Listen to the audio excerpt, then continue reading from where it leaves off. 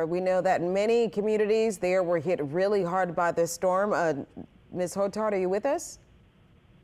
Yes, I'm here. Thank you for having me. Thank you so much for joining us. Very busy day for you just yesterday. President Biden in town. Of course, you had an opportunity to sit down with him and direct him or address him directly regarding the needs of St. John the Baptist Parish. Can you tell us a little bit more about how that conversation went and his response to what you guys needed?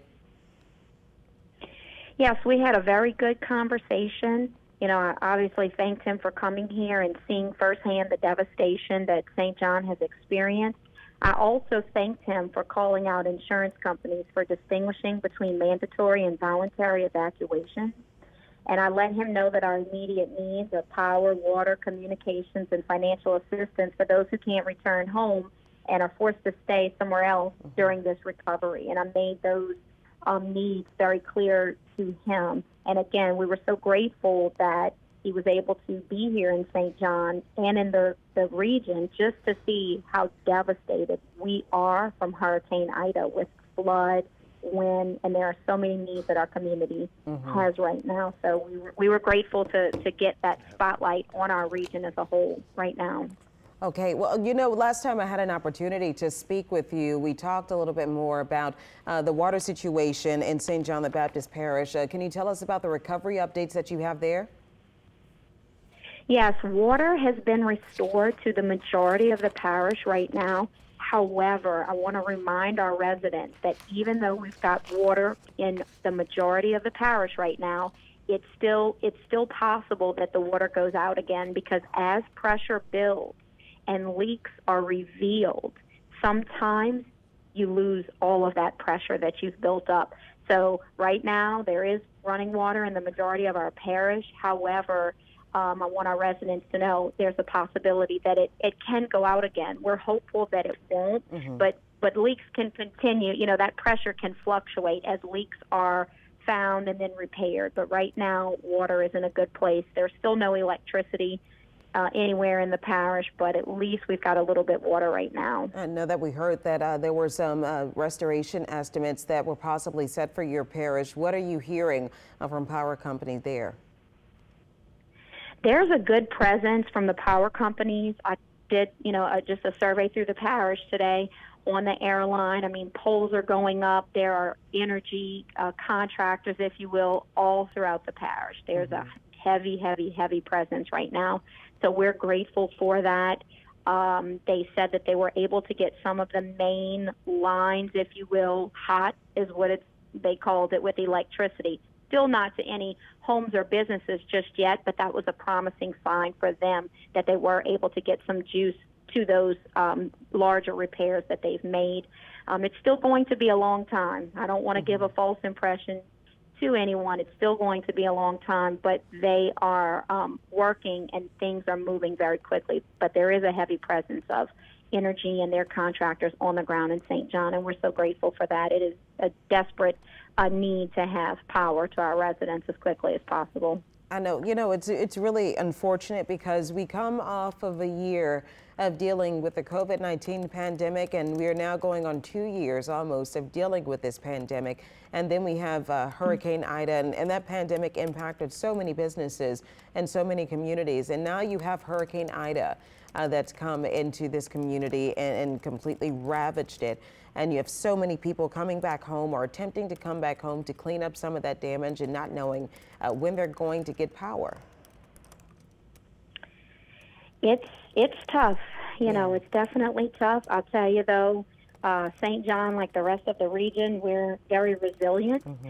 We've done this before, and I believe this is going to give us an opportunity to just rebuild better, you know, if you will, and just revitalize our community. I'm hopeful for that, you know. In every test, there's a testimony. It's not just a catchphrase. I believe it's going to be true for St. John and our entire region. We will come through this better. Well, you know, I have family over in St. John the Baptist, so I hope my family members are listening to this and hearing some hope that we will come back better and stronger. I have to ask you, as a leader of the parish, I know that you are probably working 24 hours as we are here at Eyewitness News. How are you and your family doing? We're doing well. I mean, my home flooded. I had 3 feet of water in my car. You know, I hate to even say it because it's not even about me right now. But we're doing, you know, we're doing well, and we're alive. You know, everyone. I was in the community a little bit today. It's hot. We're hungry. You know, at the time we didn't have any running water in LaPlace. We had it in reserve in Garyville and the West Bank. But I said we are alive.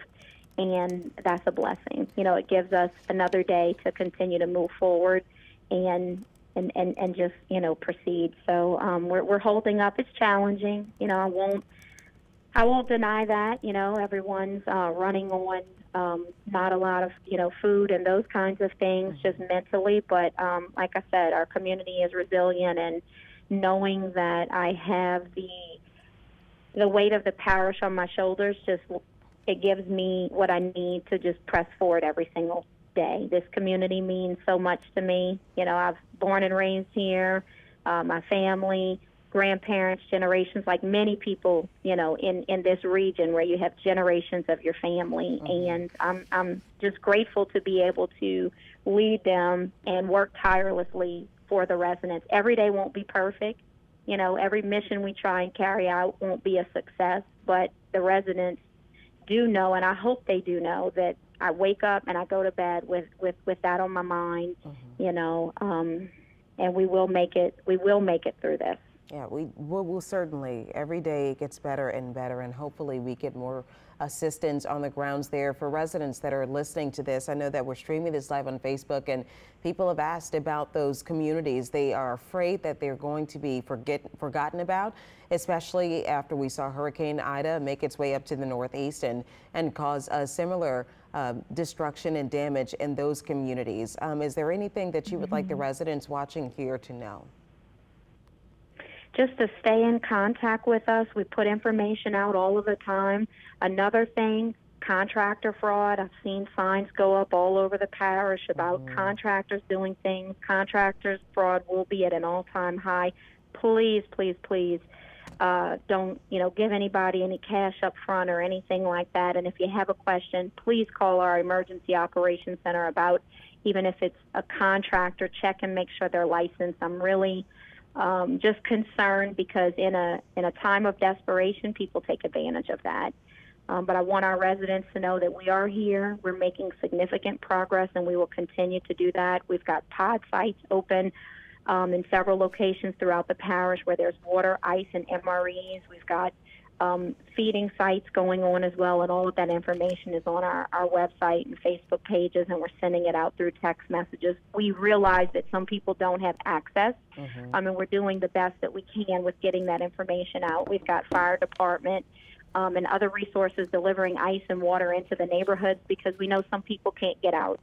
I was in the neighborhoods today as well, helping with ice, just so that the community, they know we're here. The communication has made it so hard because people can't call us like they want to, but it is important to me for this community to know that we are working hard and we will all pull through this thing together. All right. As soon as you get more updates, we will be glad to have you back here on Eyewitness News to share that with the community. We're thankful that you and your family are doing okay, and we see the hard work that you're doing down there at the parish, so thank you so much.